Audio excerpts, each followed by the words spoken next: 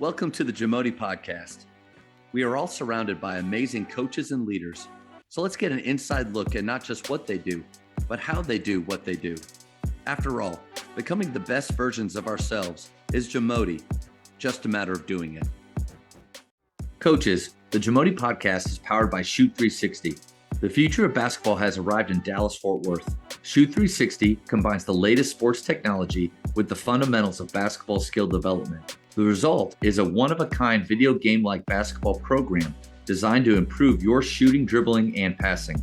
Visit shoot360dfw.com to learn more and register for your free 1-hour workout evaluation. Shoot 360, the future of basketball is here.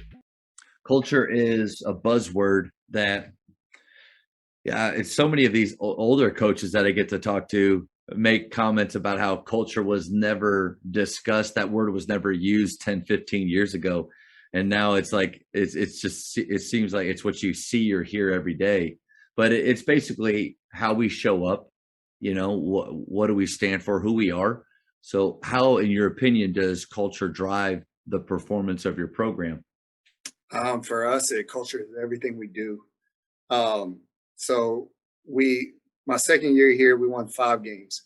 I actually think we played you guys in our tournament that year, and you had like 7 kids out for SAT testing, and it was close too, right? It was close. It was we helped for the last shot. Y'all got to steal, but that's kind of like how our season went, right? Yeah, like we couldn't catch a break. It never worked out, right? But we finished that year. The topic was like, number one, okay, why do teams lose, right? So we lost that year because we weren't great at basketball, obviously, okay? But we dealt with so much more than that, all right? Number two, okay, it allowed me to see what our program was lacking. My first 3 years as a head coach, I had good players, and they just covered a lot of things up, you know?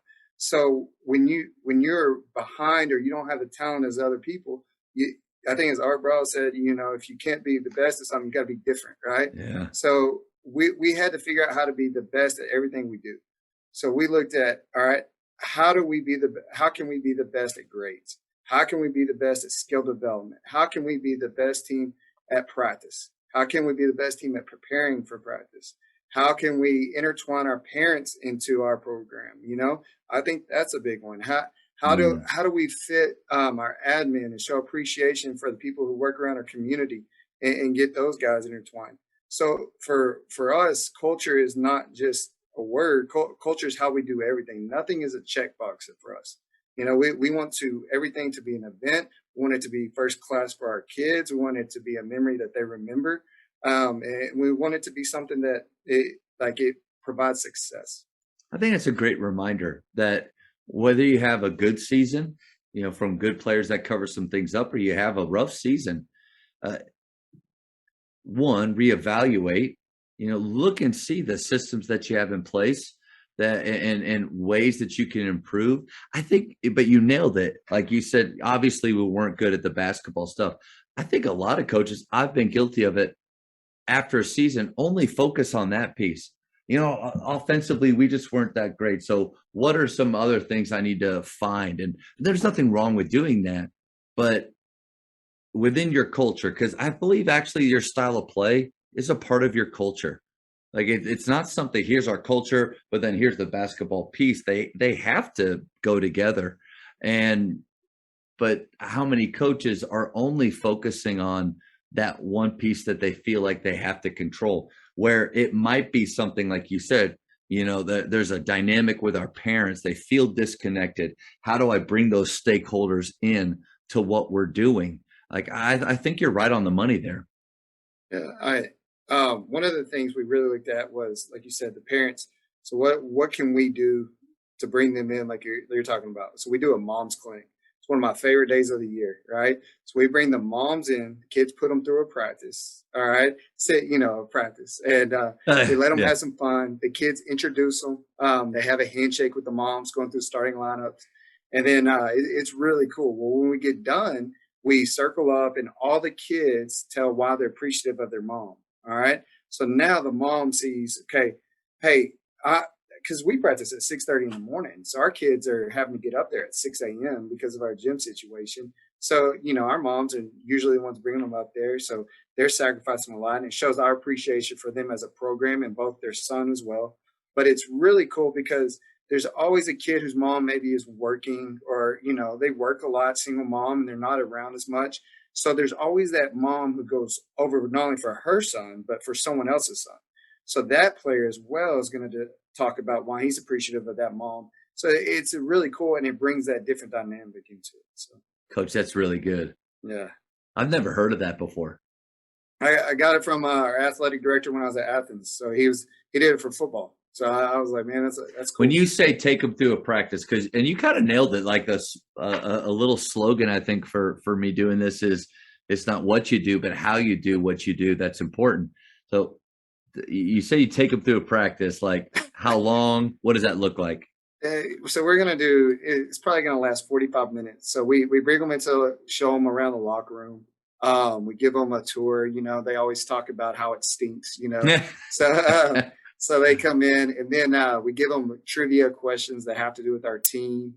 We give them like wristbands, headbands. We have some old jerseys, some old jerseys. So they all want to wear the old jerseys, that puts them on teams. Then they're going to go out, and we're going to go through a simulated thing. It's funny to see the kids, the mom's not in the defensive stance. They're all on the line, but they don't really practice, we just let them have some fun. And then, like I said, we've done it 3-4 years now. So every mom, if you've done it for all 4, we've come up with different versions. So the one last year was game day as a Coyote, like you come in, and how does game day look? We're going to have a pregame meal. We ate with them. We went over our film, how we watch film before we play, those type of things. So we just do different versions of it. I like that. You mentioned that you do 6:30 morning or 6:30 a.m. practices. How has that affected you? Like, what benefits do you see from it? How have you guys adjusted to that early time? Because I don't think many guys have to do that. We love it. And here's the deal. I did not like it. So we went to first period athletics probably 4 years ago. Now we're in fourth period. But so we have one main gym. Our back gym is an aux gym, but has a rubber floor. Mm-hmm. So we have to, if our kids all come with our girls, our varsity and JV would be in the aux gym. And it's just, I don't like being back there. I like shooting where we're going to play and those type of things. But the 6:30, I love. Number one, the kids are done. When they're done with practice, they're done with practice. So now they have a better day. Number two, they haven't had a bad day yet. They haven't gotten in an argument with their girlfriend, haven't made a bad grade on a test, those type of things. And we've done it so long here now that no one knows any different. The parents have bought into it. They show up. We start at 6:30. We still expect them here 15 minutes before, loose, ready to go. So their mind's right, those type of things. And we've done some different things as far as practice to kind of, we're not naive to the fact, look, these are kids.